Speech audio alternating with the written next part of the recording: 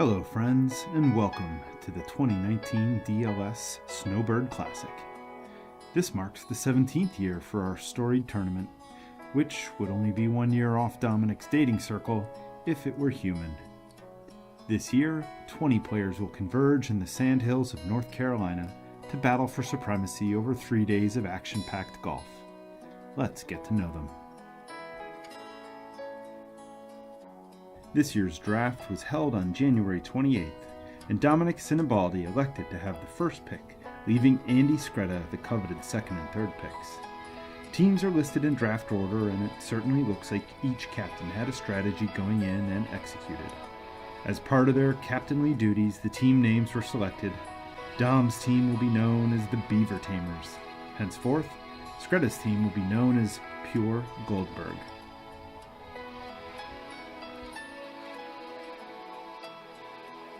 With teams selected, let's take a look at the players. We start with Beaver Tamers captain Dominic Sinibaldi. Playing out of York, Pennsylvania, Dom brings his 8.0 handicap into his 10th appearance at the DLS Classic. His 2018 record of 1 win, 3 losses, and 4 halves for a total of 3 points helped power his team to a victory. In his first run as captain, Dom will be looking to lead his team to victory and continue his winning ways from 2018. A big hitter and coxman, Dom swings a big stick in both areas, both of which are on camera for review by request.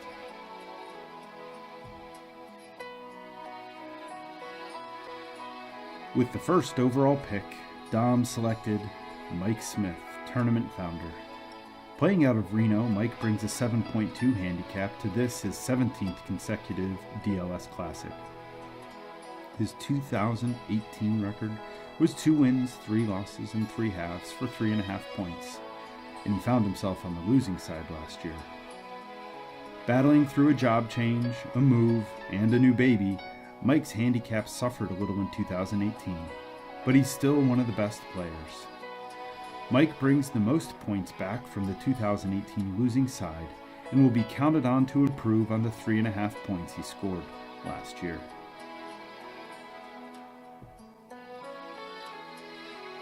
Returning from a 1-year hiatus is the number 2 pick for the Beaver Tamers, Dave Smith. Out of Philadelphia, Dave brings a 5.7 handicap to this, his 16th DLS Classic. After only a brief appearance at the 2018 DLS due to a new baby, Dave is back and looking to make an impact. The odds, however, are stacked against him. As the lowest handicap player, he won't get a single stroke all week. He's really embraced his role as golfing realtor guy and will need to back up that low number with some good play to pay off this early pick.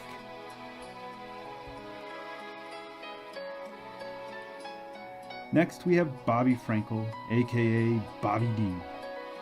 Out of Pittsburgh, Bobby has a 9.4 handicap this year, is making his 16th consecutive appearance, and brings back a 2018 record of 3 wins, 5 losses, and 0 halves for 3 points. As the Cal Ripken of the group, Bob has played in 16 straight DLS Classics. His 3-5-0 record for 3 points in 2018 was respectable on the losing side. A long but wild hitter, Bob is a feast or famine player who needs to be paired carefully to be effective. This year's DLS Zombie Award goes to Joe Wallace. Joe's joining us this year from Minneapolis, Minnesota, and bringing a 14.8 handicap. Joe's making his 3rd overall appearance, but his first since back-to-backs in 2009 and 2010.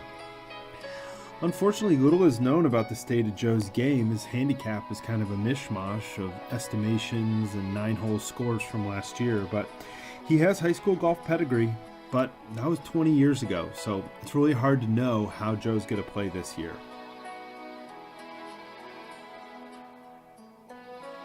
That brings us to Derek Big Cat Gabrielson. Out of Cleveland with a 12.8 handicap and making his 10th appearance. Another player who wasn't there in 2018, Derek will be returning after a year off and celebrating his 10th appearance. Another banger for the Beavers. It looks like Dom compiled many of the biggest hitters in the tournament. For a guy that has a golf sim in his basement, I would have expected the big guy's handicap to be a little lower, but he's got a weakness for loose women and OB drives, both of which can derail a guy.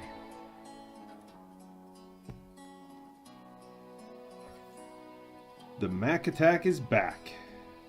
Out of Cincinnati with a 25.0 handicap, Old Balls Mackeson is making his 14th appearance. On the winning side in 2018, Billy is bringing back 5.5 points off his impressive 4, 1, and 3 record. Billy is a bit of a legend at the DLS and a great partner in any format, as he's a streaky player who can make a difference with his out-of-the-blue pars, or free passes to pure gold. Either way, Bill is a great guy to have on your team. If Joe Wallace is the zombie of the year, Craig Traz isn't far behind him. Out of New Haven, with an 11.8 handicap, Craig is making his 6th DLS Snowbird Classic appearance. A former regular, Craig has been off since 2013 and filled his off years by having 4 boys. Now ready to return, the real question is how much golf does the dad of 4 boys between 4 and 8 really play?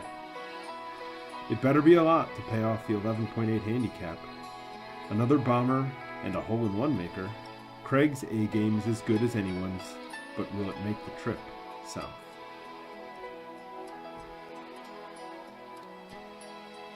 Also known as the Black Leg, Craig Marcone out of Little Falls, New Jersey, was the next selection for Dominic.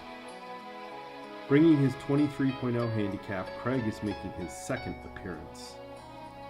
On the losing side in 2018, Craig struggled to a 1-win, 5-loss, and 2-half record for 2 points, but wasn't the lowest performer. It's difficult to make judgment off of 1 year, though, and word on the street is he's ready to avenge the shit pumping he took from last year.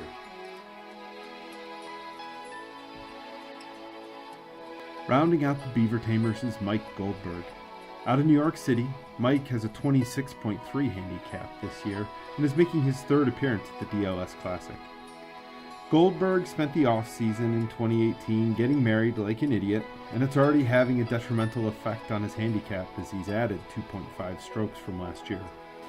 He's bringing back 2.5 points on a 2-5-1 record, and he was on the losing side in 2018. Tied for the high handicap, Goldberg will certainly play an integral role in the success of the Beaver Tamers.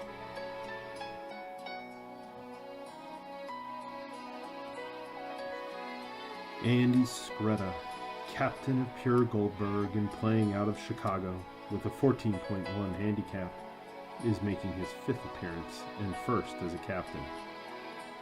Andy got beat up in 2018 and brings back only 2 points from his 2-6-0 2018 losing effort. In drafting his team, Andy clearly preferred Chicago guys and a group of guys who can be characterized as the more steady players, with one notable exception. Andy's looking to get on the winning side this year, and here's the team he selected to help him get there.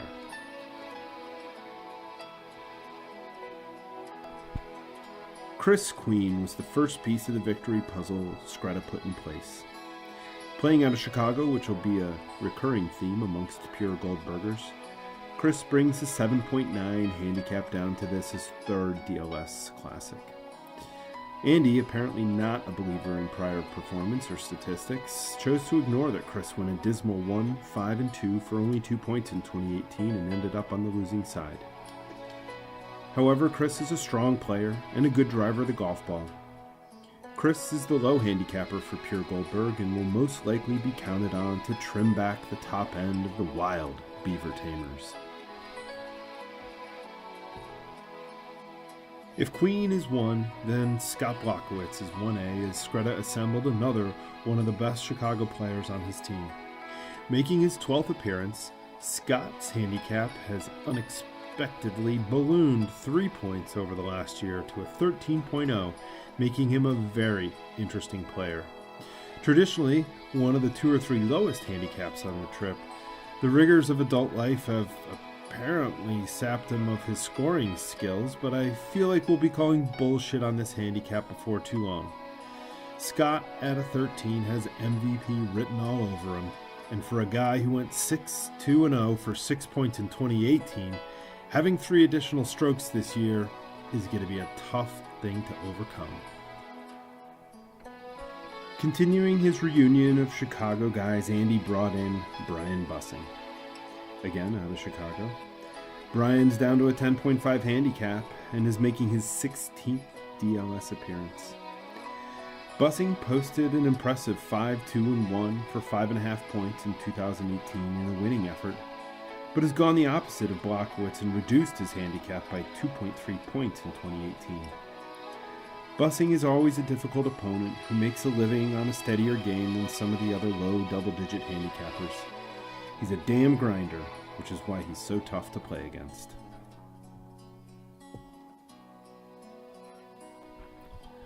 So after a series of very logical picks, apparently Andy sniffed a little glue and went with a wild card here and picked up Glenn Schillinger. Out of Belmore, New York, Glenn brings a 15.4 handicap to this, his 12th DLS appearance. Glenn unfortunately struggled in 2018, posting the worst record of all players at 1 win, 6 losses, 1 half for 1.5 points. But before you write this off as a bad choice, consider that over the last year, Glenn has added 1.7 strokes to his handicap and lost 25 or more pounds, I think, last time I saw him. Skinny as fuck. Could that combine for a drastic turnaround in his performance?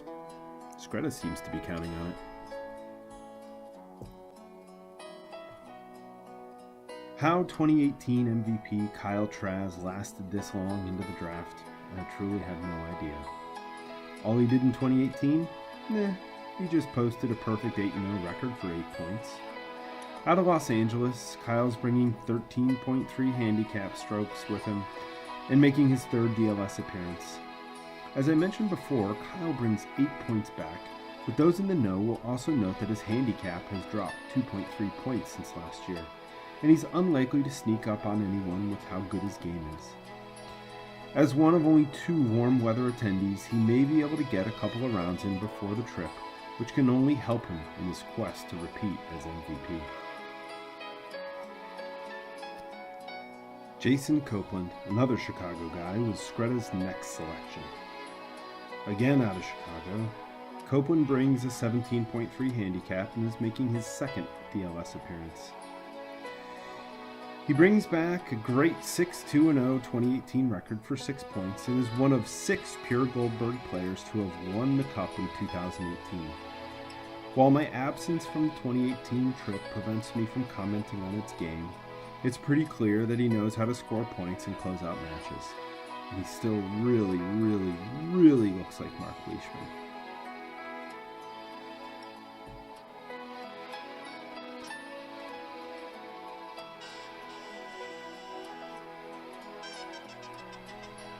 (2018) captain on the losing side, Danny Vera, was Scretta's next pickup. Danny took a beating last year, only mustering 2 points from his 5-2 record. Out of Queens, New York, Danny will play to a 23, 1.3 points down from 2018 and this his 6th DLS appearance. Big Poppy, as he's known, is what most people call a character guy, and a good guy to have in your team room. Character is great, but at the end of the day, results matter. So Danny has a lot to prove this year after being the recipient of a proper ass-whooping in 2018.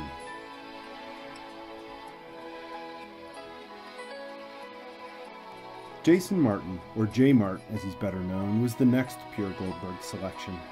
Coming to us from Denver with an 18.0 handicap, Jason's making his 5th DLS appearance. J-Mart was also on the winning side in 2018. Rising from the dead as 2018's Zombie of the Year, J-Mart returned from a 12-year hiatus to post a very solid 4-3-1 record for 4.5 points. Captain Andy and the pure Goldberg crew will be looking for another good year from J-Mart.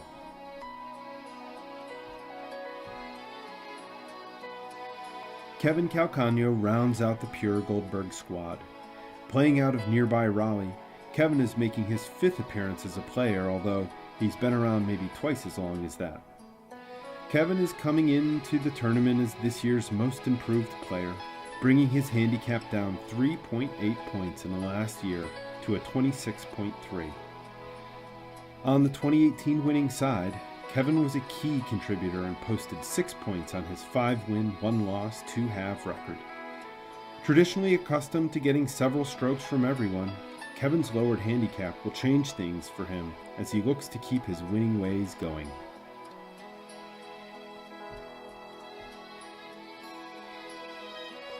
That rounds out all the individual players on both teams. Let's take a look at the squads as a whole. All 10 players on Pure Goldberg played in 2018, with 6 of them being on the winning side. They bring back a total record of 39 wins, 32 losses, and 9 halves for 43.5 points. With an average handicap of 15.9, Pure Goldberg looks to be counting on the strokes to keep things close. On the other side, the Beaver Tamers bring back 6 players from 2018, but only 2 were on the winning side. 4 others weren't here last year, so we don't have good historical data there, which is a wild card. The 6 returning players bring back a record of 13 wins, 22 losses, and 13 halves for 19.5 points. The Beavers have a much lower average handicap at 14.4, so Dom's strategy looks to be assembling the best raw players in order to put pressure on Pure Goldberg to perform. Historically, it appears that Pure Goldberg has the advantage, as they bring back a core of winning players and will be more likely to get strokes in any given match. In an effort to bring parity, the competition committee has adopted USGA scoring standards, as well as the ability to select which tees any given player uses with appropriate handicap adjustments. So there are a lot of moving parts to try and keep things closer than previous years. The Ryder Cup is now a 3-day competition starting on Sunday with the 2-man best ball at Mid-South, then going on to Tobacco Road for the 2-man Shamble on Monday, and concluding on Tuesday at Pine Needles with the singles matches, which will decide the tournament. Details will be provided in the primer document, which should come out in the next week or 2. Ultimately, all of this has been put together to make what we hope to be the most competitive DLS Snowbird Classic Ryder Cup ever. In looking at the teams, I think it's the coward's way out to state the obvious fact that the team who plays the best will win. For Pure Goldbergs, I see Scott Blockowitz as a real linchpin of the team. We all know that Scotty's a quality player, but what's the story with his ballooning handicap? Glenn going up by 1.7 strokes should make him a big factor as well. Concerns in the team room have to be centered around the 3 huge reductions in handicap over the last year. Skretta is down by 2.2 points, Bussing's down by 2.3, and Kevin went down by a whopping 3.8 points. This is March golf, and we all know that nobody can expect to come in at mid-season form. Those are some big early season changes to cover, especially if old habits rear their ugly heads. For the Beavers, I think the real indicators of success will run through Joe Wallace and Mike Goldberg. Not having played much in 2018, Wallace's handicap is a conglomerate of some scores and estimations. Inaccuracy either way will really affect his results. Goldberg going up 2.5 points should give Mike the cushion he needed last year and make him a big factor. I also have Gabe's as a dark horse to play well, as he's been wearing out the sim, and every Sunday he sends me videos, which makes me feel like a poor person for not having a sim of my own. Both Marcone and Frankel improved their handicaps last year, but not to the levels seen on Pure Goldberg, so there should be a little less variance for this team, which could make a huge difference. The matches should be closer and more interactive than ever. With a new and improved scoring interface, custom scorecards, and Bobby D's famous big board, it'll be easier than ever to keep engaged on and off the course, to know where you and your team stand on the day. I hope you're all making the necessary preparations, as we're only a couple weeks out. Good luck, and I'll see you on the tee on March 16th.